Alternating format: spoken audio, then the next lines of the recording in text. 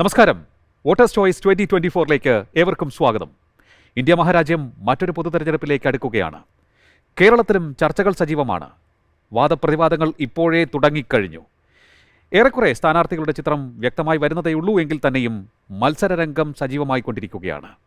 നമുക്ക് പരിശോധിക്കാം കേരളത്തിലെ മണ്ഡലങ്ങളുടെ ഓരോ സാധ്യതകളും ചലനങ്ങളും, അതിനൊപ്പം ഇന്നത്തെ സ്പെഷ്യൽ മണ്ഡലത്തിലേക്കും. ഇന്ന് നമ്മോടൊപ്പം സ്പെഷ്യൽ ഗസ്റ്റായി ചേരുന്നു അഡ്വക്കേറ്റ് ജയശങ്കർ, രാഷ്ട്രീയ നിരൂപകൻ. പ്രത്യേകം പരിചയപ്പെടുത്തേണ്ട ആവശ്യമില്ല അദ്ദേഹത്തെ. അതിനൊപ്പം നമ്മോടൊപ്പം ചേരുന്നു Kerala Kaumudi deputy editor AC Reji. ഇരുവർക്കും സ്വാഗതം. നമ്മളിന്നിവിടെ ചർച്ച ചെയ്യുന്നു തിരുവനന്തപുരം മണ്ഡലത്തെക്കുറിച്ച്. ശ്രീപത്മനാഭന്റെ മണ്ണായ തിരുവനന്തപുരം അധികാരത്തിൻ്റെ കേന്ദ്രസ്ഥാനമാണ്. ഏതെങ്കിലും ഒരു സമുദായത്തോടോ രാഷ്ട്രീയ പാർട്ടിയോടോ പ്രത്യേക മമത വെച്ച് പുലർത്താത്ത മണ്ഡലം. മറ്റൊന്ന് എടുത്തു പറയേണ്ടത്, ഓരോ മുന്നണിക്കും ലക്ഷണമൊത്ത സ്ഥാനാർത്ഥിയെ കണ്ടെത്തുക എന്നുള്ളതാണ് ഇവിടുത്തെ ആദ്യത്തെ വെല്ലുവിളി തന്നെ. അനന്തപുരി ഇപ്പോൾ എങ്ങനെ ചിന്തിക്കുന്നു, ആർക്കനുകൂലമാകും ഇവിടുത്തെ വിധിയെഴുത്തെന്ന് പരിശോധിക്കാം. ആദ്യം അഡ്വക്കേറ്റ് ജയശങ്കറിലേക്ക്. അഡ്വക്കേറ്റ് ജയശങ്കർ, ഇന്ത്യയിലെ തന്നെ VVIP മണ്ഡലങ്ങളിൽ ഒന്നായി പരിഗണിക്കപ്പെടുന്നു തിരുവനന്തപുരത്തെ. എങ്ങനെയാണ് അങ്ങ് കാണുന്നത് ഈ തെരഞ്ഞെടുപ്പിലേക്ക് അടുക്കുമ്പോൾ? തിരുവനന്തപുരത്തെ സംബന്ധിച്ചിടത്തോളം പറഞ്ഞാൽ UDFന് പ്രത്യേകിച്ച് കോൺഗ്രസിന് മേൽക്കൈയുള്ളൊരു മണ്ഡലമായിട്ടാണിത് പണ്ടുപോലെ കണക്കാക്കപ്പെടുന്നത്. അതേസമയത്ത് ശക്തരായ സ്ഥാനാർത്ഥികളെ നിർത്തിയിട്ട് കോൺഗ്രസിൻ്റെ കയ്യിൽ നിന്ന് എതിർഭാഗം, അതായത് കമ്മ്യൂണിസ്റ്റ് പാർട്ടികൾ, കമ്മ്യൂണിസ്റ്റ് സ്വതന്ത്രന്മാർ ഒക്കെ മത്സരിച്ച് ജയിച്ചിട്ടുള്ളൊരു മണ്ഡലം കൂടിയാണ്. പൂർണ്ണമായിട്ടും ഒരു മുന്നണിക്ക് അല്ലെങ്കിൽ ഒരു പാർട്ടിക്ക് മേധാവിത്വം ഉണ്ട് അല്ലെങ്കിൽ മേൽക്കോയ്മ ഉണ്ടെന്ന് പറയാൻ പറ്റുകയില്ല. ഇവിടെ സ്ഥാനാർത്ഥി എന്ന ഘടകം വളരെ പ്രധാനമാണ്.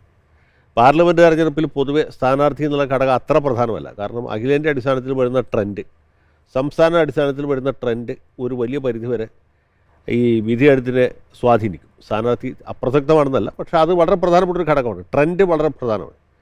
പലപ്പോഴും ട്രെൻഡ് അനുസരിച്ച് പ്രമുഖരായ ആളുകൾ തോറ്റുപോയിട്ടുണ്ട്. ട്രെൻഡ് അനുസരിച്ച് അപ്രഗത്ഭരായ അല്ലെങ്കിൽ ഒരു കാരണവശാലും ജയിക്കാൻ പാടില്ലാത്ത ആളുകൾ ജയിച്ചു പോയിട്ടുണ്ട്. പക്ഷേ തിരുവനന്തപുരത്ത് എപ്പോഴും ആ സ്ഥാനാർത്ഥി എന്ന ഘടകത്തിനൊരു വലിയ പ്രാധാന്യമുണ്ട്. ഇപ്പോൾ 1971 രാജ്യമാകെ ഇന്ദിരാ തരംഗം ആഞ്ഞടിച്ച തെരഞ്ഞെടുപ്പ്, അതായത് ഇന്ദിരാഗാന്ധി ബാങ്ക് ദേശവൽക്കരണം, പ്രിവി പേഴ്സ് നിർത്തലാക്കലും കഴിഞ്ഞ് ഗരീബി ഹടാവോ എന്ന മുദ്രാവാക്യം ഉയർത്തി നേരിട്ട തെരഞ്ഞെടുപ്പിൽ കേരളത്തിൽ ശരിക്കും പറഞ്ഞാൽ വലിയ ഒരു കോൺഗ്രസ് തരംഗമായിരുന്നു. AK ഗോപാലൻ പാലക്കാട്ടും MK കൃഷ്ണൻ ഒറ്റപ്പാലത്തും, ഇപ്പോൾ പിന്നീട് ഒറ്റപ്പാലമായി മാറിയ പൊന്നാനിയിലും ജയിച്ചപ്പോൾ മറ്റെല്ലാ സ്ഥലത്തും തോറ്റുപോയത് CPMൻ്റെ സ്ഥാനാർത്ഥികൾ തോറ്റുപോയപ്പോൾ ഈ തിരുവനന്തപുരം മണ്ഡലത്തിൽ VK കൃഷ്ണൻ എന്ന് പറഞ്ഞ ഒരു പ്രഗത്ഭനായ സ്ഥാനാർത്ഥി വന്ന് മത്സരിച്ച് അദ്ദേഹം ജയിച്ചു. അങ്ങനെ ഒരു ചരിത്രമുണ്ട്. അതുപോലെ മുമ്പ് ആനി മസ്ക്രീൻ ഇവിടെ കമ്മ്യൂണിസ്റ്റ് പാർട്ടിയുടെ പിന്തുണയോടെ മത്സരിച്ച് ജയിച്ചിട്ടുണ്ട്. S ഈശ്വരയ്യർ ചില്ലറക്കാരനൊന്നുമല്ല, പട്ടം നാടുമുള്ള സാറിനെ തോൽപ്പിച്ച് തിരുവനന്തപുരത്ത് ജയിച്ചിട്ടുണ്ട്. അങ്ങനെയൊക്കെയുള്ള അട്ടിമറികളുടെ വലിയ ചരിത്രവും തിരുവനന്തപുരത്തിനുണ്ട്. പക്ഷേ അടിസ്ഥാനപരമായിട്ട് ഈ തിരുവനന്തപുരം ഒരു കോൺഗ്രസ് സ്വഭാവമുള്ള മണ്ഡലമാണ്. പ്രത്യേകിച്ച് ശശി തരൂർ വന്ന് മത്സരിക്കുന്നു എന്നുള്ളത് വേറൊരു പ്രത്യേകത. ശശി തരൂരിന് നേരത്തെ കൃഷ്ണമാരന് കിട്ടിയിരുന്ന പോലെയുള്ളൊരു അംഗീകാരം അത്രയില്ലെങ്കിലും അതിനോട് പല നിലക്കും തുലനം ചെയ്യാവുന്ന രീതിയിലുള്ള ഒരു വലിയ ജനകീയ അംഗീകാരം ഇവിടെ കിട്ടിയിട്ടുണ്ട്. പലപ്പോഴും കോൺഗ്രസ്സുകാർ വെച്ചാൽ കോൺഗ്രസ് വോട്ട് ചെയ്യുന്ന ആളുകളല്ലേ ഉദ്ദേശിച്ച്, കോൺഗ്രസ് പാർട്ടി നേതാക്കന്മാർ അദ്ദേഹത്തോട് വിപ്രതിപത്തി വെച്ച് പുലർത്തുന്നവരാണ്. ചിലരൊക്കെ അദ്ദേഹത്തെ പരാജയപ്പെടുത്താൻ വേണ്ടി കിടഞ്ഞ് പരിശ്രമിക്കുന്നവർ പോലുമാണ്. എന്നാൽ പോലും അതിനൊക്കെ അതിജീവിച്ച് അദ്ദേഹം ജയിക്കുന്നതിൻ്റെ ഒരു കാരണം ഈ തിരുവനന്തപുരത്തിൻ്റെ, പ്രത്യേകിച്ച് നഗരപ്രദേശത്തിൻ്റെ ഒരു പ്രത്യേക സ്വഭാവമുണ്ട്. അതായത് ഇംഗ്ലീഷ് അറിയാവുന്ന ആളുകൾ, അഭ്യസ്തവിദ്യരായ ആളുകൾ, ചെറുപ്പക്കാർ, ആ നഗരത്തിൻ്റെ ചില സവിശേഷതകൾ. സർക്കാർ ഉദ്യോഗസ്ഥന്മാരുടെ ഒരു നഗരം കൂടിയാണ് തിരുവനന്തപുരം. ജോലിയിൽ ഇരിക്കുന്നവരും പിരിഞ്ഞവരുമായ സർക്കാർ ഉദ്യോഗസ്ഥന്മാരുടെ ഒരു സ്ഥലമാണ്. അപ്പോൾ അവിടെ ഈ വിദ്യാസമ്പന്നരായ ആളുകൾക്ക് സ്വാഭാവികമായിട്ട് തരൂരിനെ പോലെ വിശ്വപൗരൻ എന്ന രീതിയിലൊരു ഒരു വലിയ ഇമേജ് ഉള്ള ഒരു സ്ഥാനാർത്ഥി വന്ന് മത്സരിക്കുമ്പോൾ കൃഷ്ണമേനോന് കിട്ടിയ ഒരു സൗകര്യം അതാണെന്ന് എനിക്ക് തോന്നുന്നു. അപ്പോൾ ആ ഒരു ആരാധന മനോഭാവം അദ്ദേഹത്തിനുണ്ട്. അത് വലിയൊരു ഘടകമാണ്. പിന്നെ തിരുവനന്തപുരത്തിൻ്റെ മറ്റേ പാറശാല, നെയ്യാറ്റിൻകര, കോവളം പോലെയുള്ള തിരുവനന്തപുരം നഗരപ്രാന്തത്തോട് ചേർന്ന മറ്റേ പ്രദേശമുണ്ടല്ലോ, അവിടെയും ആളുകൾ പൊതുവേ കോൺഗ്രസ് സ്വഭാവമുള്ളവരാണ്. അപ്പോൾ ആ വോട്ടുകളും അദ്ദേഹത്തിന് സ്വാഭാവികമായിട്ടും ലഭിക്കും. പക്ഷേ ഈ തരൂരിന് കഴിഞ്ഞ ഇതിൻ്റെ തൊട്ട് മുമ്പിൽ രാജഗോപാലുമായിട്ടുള്ള മത്സരം വളരെ 10,000 വോട്ടിനാണ് കഷ്ടിച്ച് രക്ഷപ്പെട്ടത്. അപ്പോൾ അതുപോലെ ഒരു സ്ഥാനാർത്ഥിയെ NDA കൊണ്ടുവരുന്നതിനെക്കുറിച്ച് ഇടയ്ക്ക് ഭയങ്കരമായ ചർച്ചയുണ്ടായിരുന്നു. അങ്ങനെ വരികയും പിന്നെ ഇപ്പോൾ LDFനോടുള്ള ഈ സാമുദായിക ഇതിലൊരു മാറ്റം വന്നിട്ടുണ്ട്. കഴിഞ്ഞ കുറേ നാളുകളുടെ നമുക്കറിയാം മുസ്ലിം വോട്ടർ എങ്ങനെ ചിന്തിക്കുമെന്നുള്ളത് നമുക്ക് ഒരു സംശയമുണ്ട്. പിന്നെ തിരുവനന്തപുരത്ത് തന്നെ ക്രിസ്ത്യൻ വോട്ടിൽ ഒരു വിഭാഗം എതിർപ്പുണ്ട്, ഈ വിഴിഞ്ഞം ഇഷ്യൂ ഒക്കെ വന്നതിലുള്ള എതിർപ്പുണ്ട്. അപ്പോൾ അങ്ങനെയുള്ള സാമുദായികമായ കുറേ വിഷയങ്ങൾ ഇതിലിപ്പോൾ ഉണ്ട്. പക്ഷെ എന്നാൽ പോലും എതിർ സ്ഥാനാർത്ഥികൾ ആരെന്നുള്ള ഒരു ചിത്രം പോലെ ഇരിക്കും തരൂരിൻ്റെ ഒരു വിജയം എന്നാണ് എനിക്ക് തോന്നുന്നത്. കാര്യം വെച്ചാൽ ഒരു ഇൻ്റർനാഷണൽ ഫിഗർ എന്നുള്ളൊരു ഇമേജ് ഉണ്ട്, താങ്കൾ പറഞ്ഞതുപോലെ. ആ ഇമേജ് വോട്ടായി മാറുന്നത് എങ്ങനെയാണെന്നുള്ളതാണ് ഒരു ഘടകം. അല്ല, ഈ തരൂർ എന്നുള്ള വ്യക്തി വളരെ പ്രധാനമാണ് എന്ന് പറയുമ്പോൾ തന്നെ എതിർ സ്ഥാനാർത്ഥി ആരാണെന്നുള്ളത് വളരെ പ്രധാനമാണ്. മാത്രമല്ല, ഈ കഴിഞ്ഞ 2-3 തെരഞ്ഞെടുപ്പുകളായിട്ട് ഉണ്ടായിട്ടൊരു മാറ്റം എന്ന് പറയുന്നത് തിരുവനന്തപുരത്ത് BJP ഒരു പ്രധാന ശക്തിയായിട്ട് മാറി, അല്ലെങ്കിൽ രണ്ടാമത്തെ ശക്തിയായിട്ട് മാറി. 2014 തെരഞ്ഞെടുപ്പിനെ കുറിച്ച് റജി പറഞ്ഞു. 2014 അദ്ദേഹത്തിന് തരൂരിനെ അറിയാൻ ഉദ്ദേശിച്ചത് 2 പ്രധാനപ്പെട്ട പ്രതിബന്ധങ്ങളുണ്ടായിരുന്നു. ഒന്ന്, അദ്ദേഹത്തിൻ്റെ ഭാര്യയുടെ ആ സമയത്തുണ്ടായ ദുരൂഹ മരണം. അപ്പോൾ അത് ഏതൊരു സ്ഥാനാർത്ഥിക്കാണെങ്കിലും വലിയൊരു നെഗറ്റീവ് മാർക്കാണ്. അതൊരു ഘടകമായിരുന്നു. പക്ഷെ അത് വലിയ തോതിൽ ഏശിയില്ല എന്നുകൂടെ മനസ്സിലാക്കുക. രണ്ടാമത്തേത്, അതിനേക്കാൾ പ്രധാനപ്പെട്ടത്, രാജഗോപാൽ മത്സരിച്ചു എന്നുള്ളതാണ്. രാജഗോപാലിനെ സംബന്ധിച്ചുള്ള അദ്ദേഹം തിരുവനന്തപുരത്തുകാരനല്ല, തരൂരിനോട് തുലനം ചെയ്യാവുന്ന ഒരു പ്രതിഭയൊന്നുമല്ല. പക്ഷേ തിരുവനന്തപുരത്തുകാർക്ക് അദ്ദേഹത്തോട് ജയിച്ചാൽ കേന്ദ്രമന്ത്രിയാവും എന്നുള്ളൊരു സംഗതി ഉണ്ടായിരുന്നു. അതിനേക്കാൾ ഉപരിയായിട്ട് അദ്ദേഹത്തോട് പൊതുവെ ഒരു സിമ്പതി ഉണ്ടായിരുന്നു. പലതവണ തിരുവനന്തപുരത്ത് മത്സരിച്ച് തോറ്റുപോയവരാണ്. പിന്നെ തിരുവനന്തപുരം അദ്ദേഹം മന്ത്രിയായിരുന്ന സമയത്ത് തിരുവനന്തപുരത്തിന് വേണ്ടി ഒരുപാട് കാര്യങ്ങളൊക്കെ ചെയ്തു. അങ്ങനെ തിരുവനന്തപുരത്തുകാർക്ക് ഒരു സഹതാപം ഉണ്ടായിരുന്ന ആളാണ്. തരൂരിനോട് ബഹുമാനമാണെങ്കിൽ രാജഗോപാലിനോട് ഒരു സഹതാപം ഉണ്ടായിരുന്നു. അപ്പോൾ ആ ഒരു ഘടകം അവിടെ ഉണ്ടായിരുന്നു. അത് ഈ 2 ഘടകങ്ങളും കൂടി ചേർന്നിട്ടാണ് ഇദ്ദേഹം വിജയത്തിൻ്റെ വളരെ അടുത്ത് വരെ എത്തിയത്. അന്ന് ഈ നഗരമണ്ഡലങ്ങൾ തിരുവനന്തപുരം, നേമം, വട്ടിയൂർക്കാവ്, കഴക്കൂട്ടം പ്രദേശത്തുമൊക്കെ, അല്ല, ഈ 3 സ്ഥലത്തും രാജഗോപാലിൽ ഇടിക്കും. രാജഗോപാൽ 1ാം സ്ഥാനത്ത് വന്നു. മറിച്ച് തരൂരിനെ സഹായിച്ചത് മറ്റേ നേരത്തെ പറഞ്ഞ കോവളം, നെയ്യാറ്റിൻകര, പാറശാല മുതലായ മറ്റേ ഗ്രാമീണ മണ്ഡലങ്ങളാണ്. ഭാഗത്തുള്ള വോട്ടുകൊണ്ടാണ് അദ്ദേഹം വിജയിച്ചത്. ഇപ്പോഴും എനിക്ക് തോന്നുന്നു UDF ബാങ്ക് ചെയ്യാൻ പറ്റുന്ന ഒരു മേഖല അത് തന്നെയാണെന്ന് തോന്നുന്നു. അതെ, UDF ഇപ്പോഴും വിശ്വസിക്കാവുന്ന, അവർ ഉറപ്പിച്ച് പറയാവുന്ന ഒരു ഏരിയ അത് തന്നെയാണ്. വിഴിഞ്ഞം ഒരു ഫാക്ടറായിട്ട് വരുമോ എന്നുള്ളതാണ്. അത് ആർക്ക് അനുകൂലമാകും എന്നുള്ളതാണ് ഇപ്പോൾ പ്രധാനമായും ചർച്ച ചെയ്യപ്പെടുന്നത്. തീരപ്രദേശത്ത് വിഴിഞ്ഞം, അതുപോലെ പള്ളിയുടെ സ്വാധീനം, ലത്തീൻ പള്ളിയുടെ സ്വാധീനം, എതിർത്ത് സമരം ചെയ്യുക. അവർ എതിർത്ത് ഒരുപാട് സമരമൊക്കെ ചെയ്തതാണ്. സമരത്തിൽ പ്രത്യേകിച്ചൊന്നും നേടാതെ അവർ പിന്തിരിയേണ്ട വന്നു എന്ന ഒരു വേവലാതി, ഒരു വേദന അവർക്കുണ്ട്. അപ്പോൾ ഏതെങ്കിലും ഭാഗത്തു നിന്ന് ശക്തമായ ഉറപ്പുകൾ കിട്ടും എന്നൊരു തോന്നൽ അവർക്കുണ്ട്. അങ്ങനെ പല ഘടകങ്ങളും അവിടെ ഉണ്ട്. അതും ഒരു ഘടകമാണ്. പക്ഷേ അതുകൂടാതെ മറ്റ് പല ഘടകങ്ങളും ഒരേ സമയത്ത് വർക്കൗട്ട് ആവുന്നുണ്ട്. അപ്പോൾ BJPയെ സംബന്ധിച്ചുള്ളതാണെങ്കിലും LDFനെ സംബന്ധിച്ചുള്ള സ്ഥാനാർത്ഥി വളരെ പ്രധാനമാണ്. നല്ല ശക്തനായ ഒരു സ്ഥാനാർത്ഥി, തരൂരിൻ്റെ വ്യക്തിപ്രഭവത്തെ മറികടക്കാൻ പറ്റിയ അതിഗംഭീരമായ നിർമ്മലാ സീതാരാമനെയും സർപ്രൈസ് ഫാക്ടറായിട്ട് അവർ നിലനിർത്തുന്നുണ്ടെന്നാണ് അറിയുന്നത്. ഈ BJP കേന്ദ്രങ്ങളിൽ നിന്ന് അറിയാൻ സാധിക്കുന്നതാണ് ഒരു സർപ്രൈസ് ഫാക്ടർ. S. ജയശങ്കറിൻ്റെ പേര് കേൾക്കുന്നുണ്ട്. നിർമ്മലാ സീതാരാമൻ ഒരു പ്രസന്റബിൾ കാൻഡിഡേറ്റാണ്. ജയശങ്കറിനെക്കാളും ഒരു കാൻഡിഡേറ്റ് എന്നുള്ള പ്രസന്റബിൾ ആയിട്ടുള്ള ഒരു കാൻഡിഡേറ്റ് നിർമ്മലാ സീതാരാമനാണ്. പക്ഷേ BJPക്കാർ ഒരിക്കലും ഈ ചീട്ട് പുറത്ത് കാണിക്കില്ല. ഇത് കമത്തി പിടിച്ച ഒരു ചീട്ടാണ്. അതെ, ചീട്ട് പുറത്തു വരുമ്പോൾ പ്രധാനമന്ത്രി നരേന്ദ്രമോദി തെക്കേ ഇന്ത്യയിലെ ഏതെങ്കിലും ഒരു മണ്ഡലത്തിൽ മത്സരിക്കും എന്ന ഒരു ശക്തമായ കിംവദന്തിയുണ്ട്.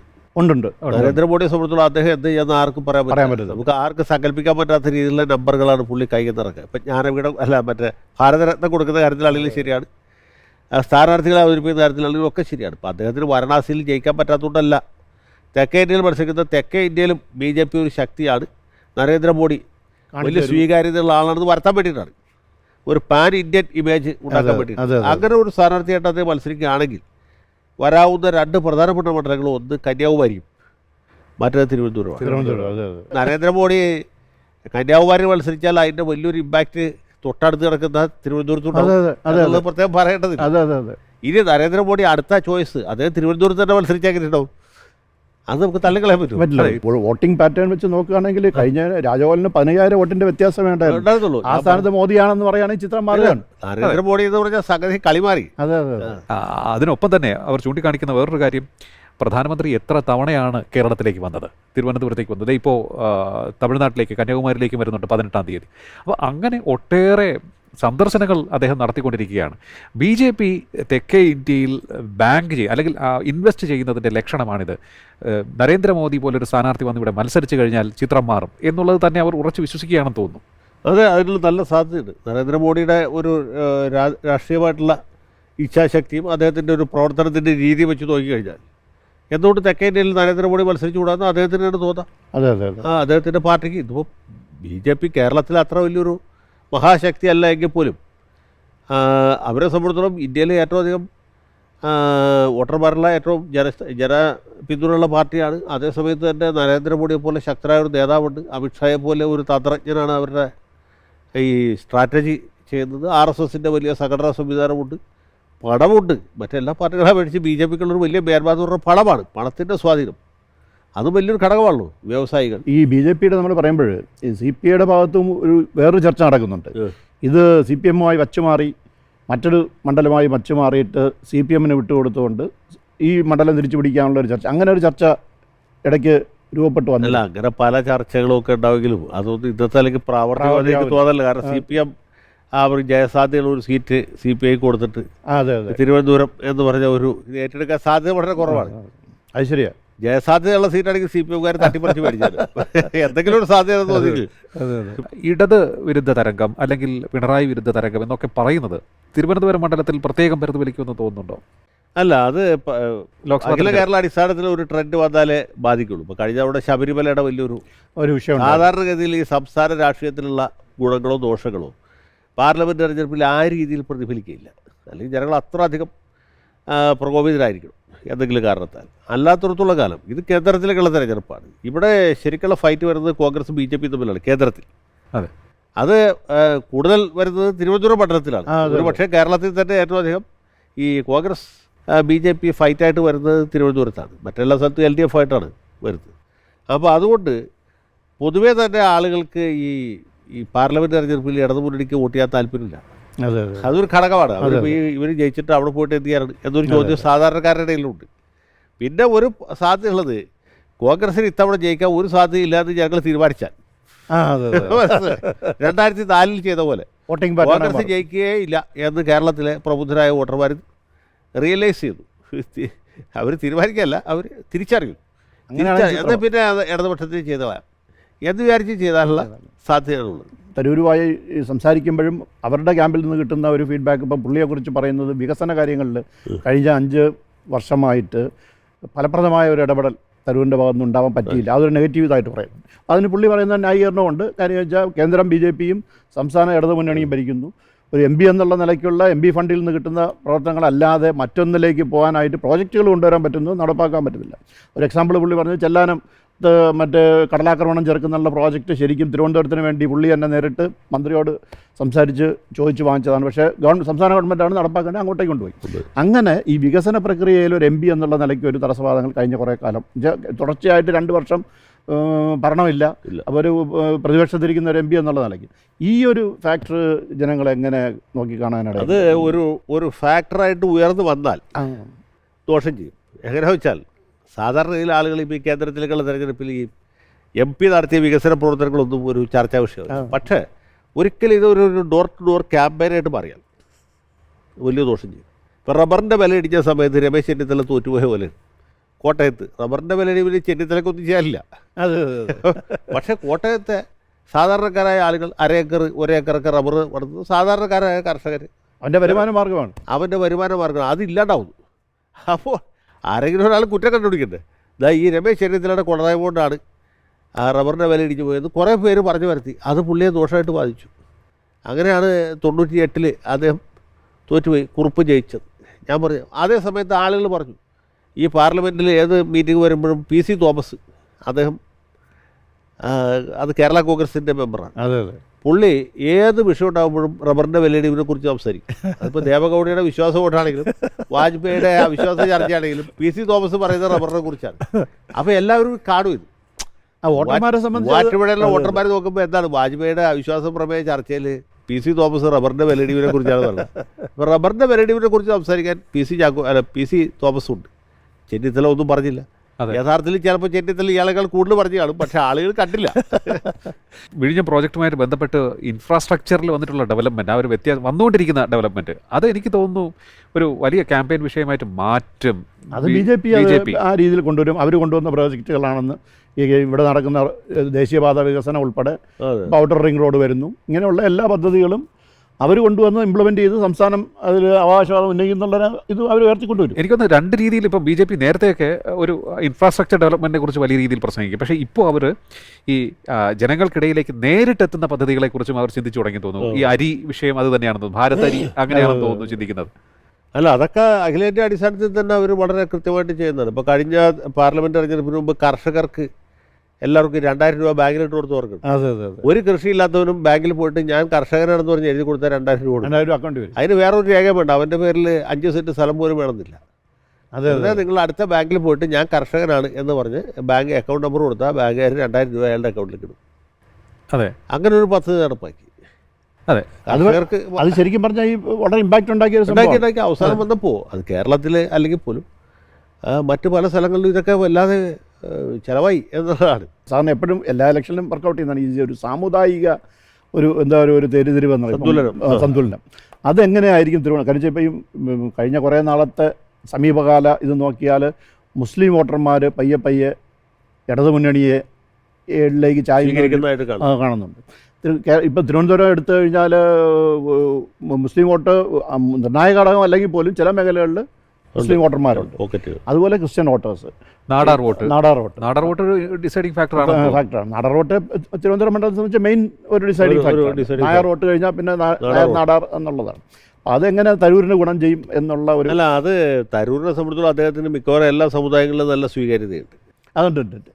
ഒരു സമയത്ത് ഇപ്പോൾ അദ്ദേഹം ആദ്യം മത്സരിച്ച 2009 ഈ തീവ്ര മുസ്ലിം ഗ്രൂപ്പുകളൊക്കെ ഇദ്ദേഹത്തിനെതിരെ വലിയ തോതിൽ ക്യാമ്പയിൻ ഇസ്രായേലിനോട് ചായ്വ് പുലർത്തുന്നുണ്ട്.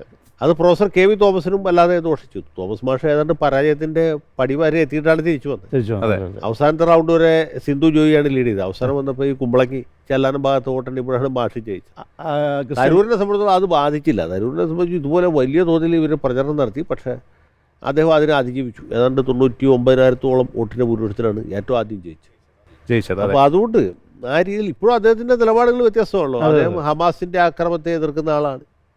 അതുപോലെ പാലസ്തീനോട് ഐക്യദാർഢ്യം പുലർത്തുമ്പോഴും ഇസ്രായേലിനെ ആ രീതിയിൽ തള്ളിപ്പറയാത്ത ആളാണ്. മിക്കവാറും എല്ലാ കാര്യങ്ങളും അദ്ദേഹത്തിന് സ്വന്തമായ അഭിപ്രായമുണ്ട്. അത് ഇവരുടെ പരിപാടിയിലല്ല, മുസ്ലിം ലീഗിൻ്റെ പരിപാടിയിൽ പോയിട്ടും അദ്ദേഹം പറയും. അതെ, എനിക്ക് തോന്നുന്നു ഈ തരൂരിനെ കോൺഗ്രസ് വേണ്ട രീതിയിൽ ഉപയോഗിക്കുന്നില്ല അവരുടെ വളർച്ചയ്ക്ക് വേണ്ടി. ഇൻഡിവിജ്വൽ നേട്ടത്തിനും ഈഗോയ്ക്കും ഒക്കെ ഇരയായ ഒരു നേതാവാണ് തരൂർ കോൺഗ്രസിൽ. യാതൊരു സംശയമില്ല. തരൂരിൻ്റെ കഴിവോ പ്രതിഭയോ ഒന്നും കോൺഗ്രസ് പാർട്ടി ശരിയായ രീതിയിൽ ഉപയോഗിച്ചിട്ടില്ല. അല്ല, ഒരു സ്ഥാനാർത്ഥി എന്നുള്ള നിലയ്ക്ക് പോലും ആ ഒരു ഇൻഡിവിജ്വലിന്റെ ആ ഒരു ഇമേജിലാണല്ലോ ഇലക്ഷൻ മറ്റൊരു ക്യാൻഡിഡേറ്റിനും ആ ഒരു പ്രശ്നമില്ല. പാർട്ടിയിലെ അഭിപ്രായ വ്യത്യാസം അല്ലെങ്കിൽ ഇപ്പോൾ ഗ്രൂപ്പ് പ്രശ്നങ്ങൾ പോലും തിരുവനന്തപുരത്ത് അദ്ദേഹത്തിന് തലവേദന സൃഷ്ടിക്കാൻ ഉണ്ടാക്കിയ ഒരു എന്താ പറയുക ജനപിന്തുണ സ്വന്തമായിട്ട് സ്വന്തമായിട്ട് ഒരു ക്ലൈൻറ്റേജ് ഉണ്ട്, അല്ലെങ്കിൽ ഒരു ഇലക്ടറേറ്റ് ഉണ്ട്. ആ വോട്ടുകളാണ് അദ്ദേഹം. അതെ, അതാണ് അദ്ദേഹത്തിന് വിജയത്തിലേക്ക് നയിക്കുന്ന കാര്യം. മറ്റൊന്ന്, ഈ കോൺഗ്രസ് തന്നെ കണ്ടുപിടിക്കേണ്ടത് ബി ജെ പിയുടെ ഒരു വർക്കിംഗ് പാറ്റേൺ ആണെന്ന് തോന്നുന്നു. ഇപ്പോൾ തെക്കേ ഇന്ത്യയിലേക്ക് കൂടുതൽ അവർ ശ്രദ്ധിക്കുന്നത്, അത് വീക്കായിട്ടുള്ള ഏരിയകൾ ശക്തിപ്പെടുത്താൻ ബി ജെ പി ശ്രമിക്കുകയാണ്.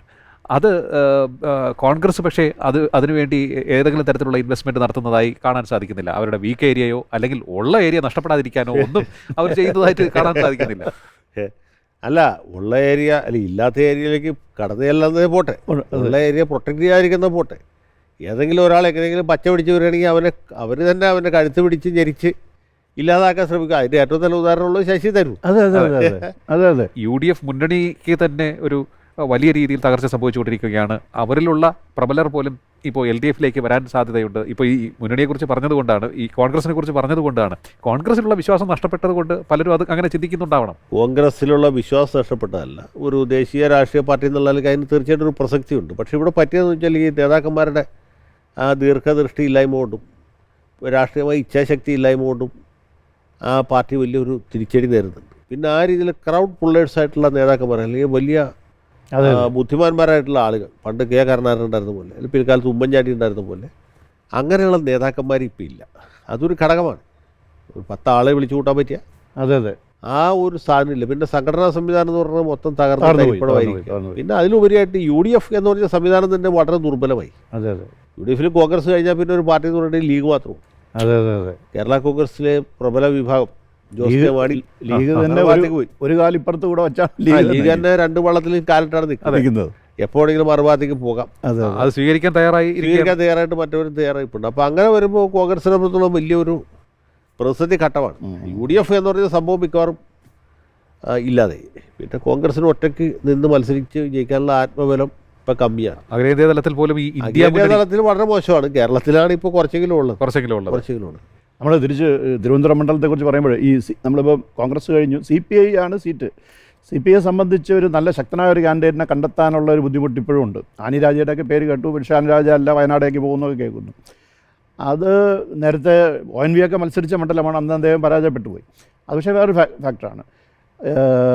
പുതിയ യുവനിരയെ കൊണ്ടുവരാനും ശ്രമിക്കുന്നുണ്ട്, പക്ഷേ നടക്കുന്നില്ല. എന്തായിരിക്കും ഈ CPIയുടെ ഇപ്പോഴത്തെ ഒരു CPIയെ സംബന്ധിച്ചിടത്തോളം ഒരു ഏതെങ്കിലും ഒരു സ്ഥാനാർത്ഥിയെ നിർത്തിയാൽ ജയിക്കാവുന്ന കാലാവസ്ഥയല്ല. അല്ല കഴിഞ്ഞ 2 തെരഞ്ഞെടുപ്പുകളിലും 3-ാം സ്ഥാനത്തായി. അത് തിരിച്ച് 2-ാം സ്ഥാനത്ത് നിന്നിരുന്നപ്പോൾ പോലും തൊട്ടുപുറകിൽ BJP ഉണ്ടായിരുന്നു.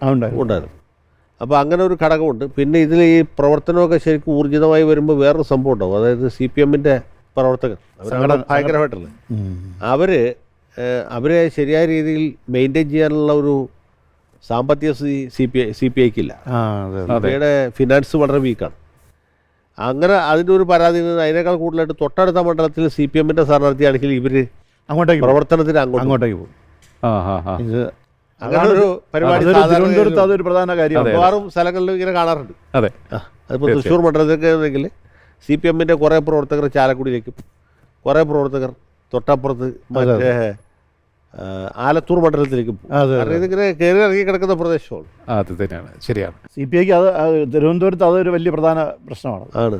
തീർച്ചയായിട്ടും. ഏതായാലും തിരുവനന്തപുരം മണ്ഡലത്തെക്കുറിച്ചുള്ള ചർച്ച ഇവിടെ നമ്മൾ അവസാനിപ്പിക്കുമ്പോൾ തരൂർ തന്നെ കോൺഗ്രസിനെ നയിക്കും തെരഞ്ഞെടുപ്പിൽ എന്നുറപ്പായിട്ടുണ്ട്. പറ്റിയൊരു എതിരാളി വന്നില്ല എങ്കിൽ വിജയസാധ്യത ഇപ്പോൾ തരൂരിന് തന്നെയാണ്. BJP സ്ഥാനാർത്ഥി ആര് എന്നറിയുന്നതുവരെ, അവർ പറയുന്നത് പോലെ ആ സർപ്രൈസ് ഫാക്ടർ എന്താണെന്ന് അറിയുന്നതുവരെ നമുക്ക് കാത്തിരിക്കാം. ഇനി ചർച്ചയിൽ പങ്കെടുത്ത അഡ്വക്കേറ്റ് A. ജയശങ്കർ, ഒപ്പം തന്നെ AC റജി, ഇരുവർക്കും നന്ദി. അടുത്ത ദിവസം മറ്റൊരു മണ്ഡലവുമായി നമുക്ക് ഒത്തുചേരാം. നമസ്കാരം.